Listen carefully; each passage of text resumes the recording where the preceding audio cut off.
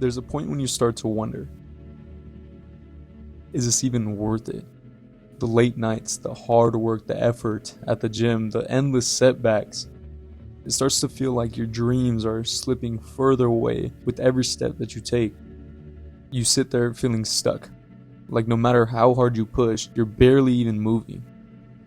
The voices of doubt creep in, telling you that maybe this isn't meant for you. Maybe you're wasting your time. I want you to pause for a second and remember how all of this started.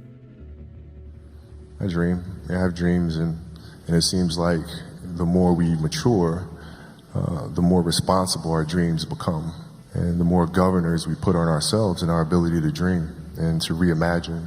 And it's always a fight for us parents and and for you guys to make sure that your dreams always stay pure.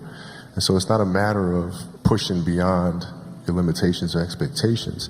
It's really a matter of protecting your dreams, protecting your imagination.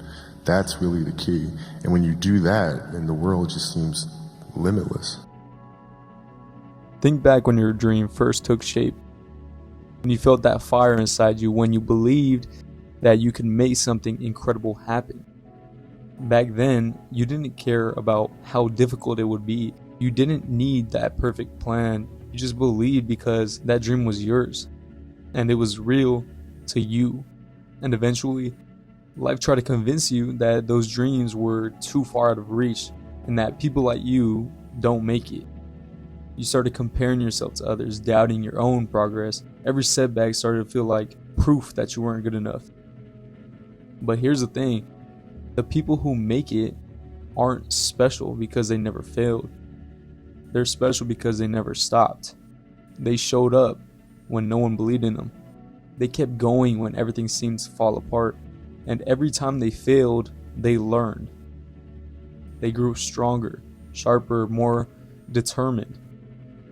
Because that's how success is built. It's not built overnight, but step by step, one choice at a time.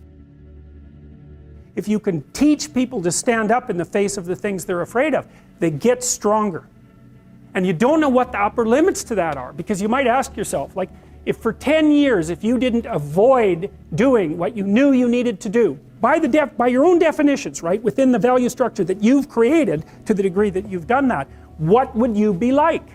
Well, there are remarkable people who come into the world from time to time, and there are people who do find out over decades-long periods what they could be like if they were who they were, if they spoke their being forward. And they get stronger and stronger and stronger, and we don't know the limits to that. We do not know the limits to that. And so you could say, well, in part, perhaps the reason that you're suffering unbearably can be left at your feet, because you're not everything you could be, and you know it. And of course, that's a terrible thing to admit, and it's a terrible thing to consider, but there's real promise in it, right? Because it means that perhaps there's another way that you could look at the world, and another way that you could act in the world, so what it would reflect back to you would be much better than what it reflects back to you now. The thing is, you don't need to have it all figured out right now. You just need to keep going. Because the truth is, progress doesn't always shout at you. Sometimes it's just a whisper, one small victory at a time. Maybe it's that one encouraging word from a stranger, that one person who sees potential in you when no one else does. Those whispers add up. They become momentum. They become change. So many of us come from these small places in our mind that we're not willing to think outside only what we've seen. Our mind works in such a small compartment. And one thing I was able to do was to dream. But I was able to dream outside those fucking four walls of that small town.